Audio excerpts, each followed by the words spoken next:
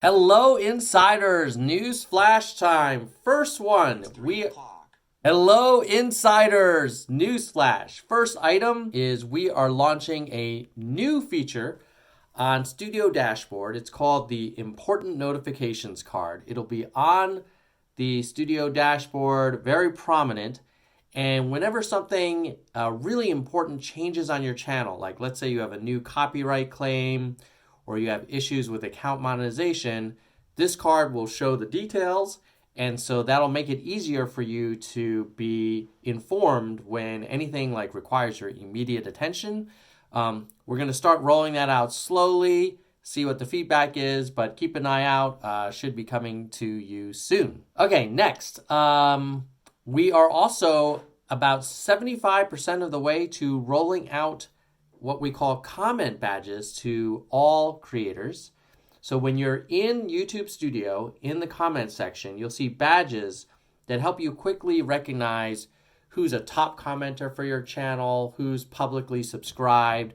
They appear to the right of the commenter's username, and it might be helpful if you want to sort of prioritize certain types of viewers, like your top commenters or your public subscribers, or obviously your members first, and then you can get to other comments afterwards. Speaking of comments, we have been working on this thing we're calling Smart Replies, which are these text reply suggestions in the YouTube Studio comment section to make it a little bit easier to respond quickly to some comments.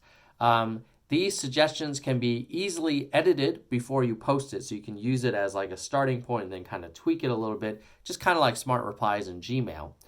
And they're based on the most commonly used creator replies that YouTube sees today. And the experiment is just available to a small percentage of people as we want to get some feedback. But if you have tried it out and you have feedback, let us know, or just hearing about it, if you think it's a good or bad idea, let us know. Personally, I would love to be able to have my own custom smart replies where I could kind of like have a little library of them. But I don't know. Let me know what you guys think below, and we'll share that with the team. More comment stuff. A lot of comments action. So we're adding a highly requested feature to the comments experience for posts, which already exists for video comments, for comments on videos. So now viewers can reply to a comment, sort comments by newest first. Previously, you could only sort by oldest. And then creators can pin a comment and manage their community post comments directly in YouTube Studio, so they don't have to always go to their channel and the communities tab to do that. Speaking of community posts, we're also starting a new experiment around enabling a creator to schedule community posts in advance. Makes it a little bit easier for you to plan ahead. It is now just in a small percentage for early experimentation. Our expectation is we'll bring it to mobile as well. I'd be curious about community posts. If you have feedback on, do you want to do your community posts in that community tab section where the viewers are engaging with the community post, or would you prefer to do it mainly in Studio? Right now, we kind of have some things you can do in Studio for posts, but some things you can't. And then also there's a question about Studio versus the Creator Studio mobile app. So just let us know where you want to do stuff for your community posts, and we'd love to get that feedback. Next, as many of you know, we rolled out maybe a month or two ago, a vastly improved mid-roll ads editor in YouTube Studio. It was one of the biggest complaints during the YouTube Studio beta days. So we definitely, I think, improved it, and the feedback from creators so far is that it's been improved a lot as well. But we also want to provide some best practices for if you want to do manual mid-roll ads. Let me give you some tips that I got from the team. The first thing they said was like, hey, put them at natural breakpoints. So what you want to do is avoid placing mid-roll breaks in interruptive slots that are mid-sentence or mid-action, as these are kind of like interruptive for the viewer. The second tip is, so if you're manually doing it at natural breakpoints and it makes sense, great, keep doing that. If you don't want to take the time to do that, you can also just activate the auto mid-roll ad, and we'll do our best to insert it in the place that makes most sense. And generally, the feedback I've gotten is that most creators say that we get it right most of the time. Sometimes you may want to take a look at it and kind of adjust it, but those are a couple of tips for you about mid-roll ads. Previously, we told you about the yellow icon issue. We were looking into it in a previous news flash. Got some more information. So what we found is that mostly in the first 2 hours, there has been an increase in the number of yellow icons. So what we're doing two things. One, of course, is we're working on a solution to make that happen less often or only happen when it's absolutely necessary. But we also want to tell you that in the meantime, if you're obviously in YPP, otherwise you wouldn't be getting these monetization icons, you should upload to unlisted for about 2 hours, and then you can let it run for a while. And if it turns yellow, it may flip back to green by itself, and that's great. And then generally after a couple hours, if it's green, it's going to stay green, generally. Or if it's yellow after a couple hours, then you have the opportunity to appeal it, and you can wait for the appeal to come through. If it does, then you can publish it in a green state. So just wanted to follow up because we promised we would do that about this yellow icon issue. Next, mobile. So one of the great things about YouTube Studio being the primary place now for most creators, most of our top creators too, we're able to take some resources off of the Legacy Classic Studio, which, as you know, is going away, and general access to it is gone for about 10% of creators, and it'll be gone for everybody very soon. One of the places that we want to do more is on the Creator Studio mobile app. So one of the things that we started with was a visual design cleanup, so you'll start noticing improved look and feel of the video details page on YouTube Studio mobile. And that change should improve usability and allows you to bring more on-the-go editing options in the near future. So that kind of sets us up for more stuff in the Studio mobile app. You can see this when you go to a video, click on the pencil icon on the top right, and you'll see a new metadata editor.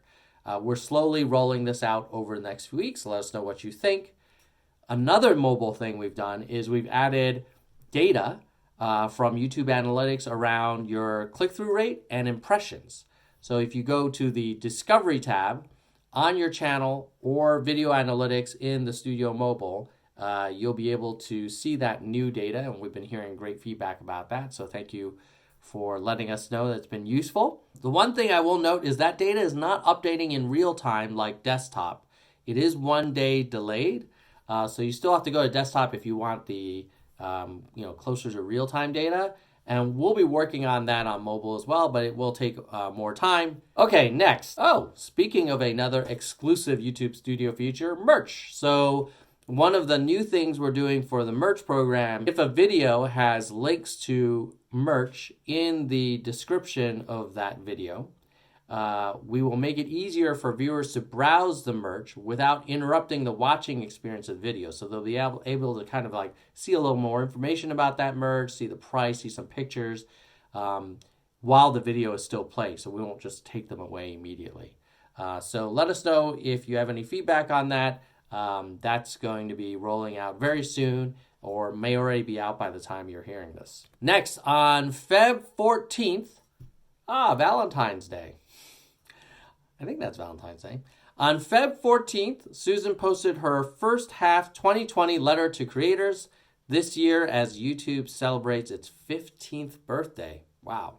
She wanted to change things up, so she addresses the entire YouTube community to reflect on the past and lay out our vision for the year ahead. So check it out, link below for Susan's letter to creators. Last thing.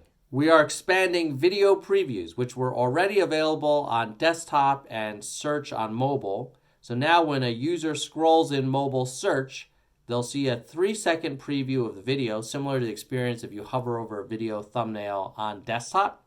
You can disable video previews along with the control settings for previews and autoplay on home if that's not your thing. That's it for this week. Hope that was helpful. In the meantime, keep it real. All right, you still around? I felt like last week's news flash, people seem to like the trivia thing, and since I haven't watched any new videos, I'll do another little trivia thing. But so the last week's video, what I asked was like, hey, if there's two metrics that are actually already available in YouTube Analytics that are the best at predicting whether you're going to get a lot of promotion from YouTube in terms of having your video recommended and watch next or home, what are those two metrics? And the answers, the two metrics were click-through rate and average view duration. And the first person to guess that was Simply Beth. So congratulations, Simply Beth.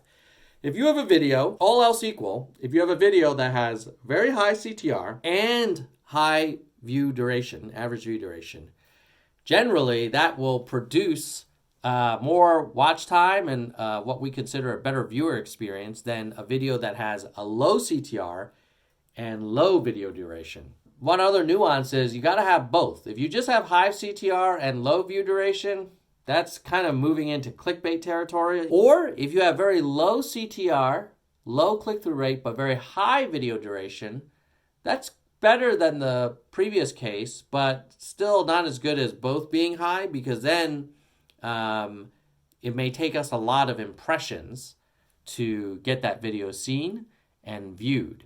So what we look for is high CTR and high view duration.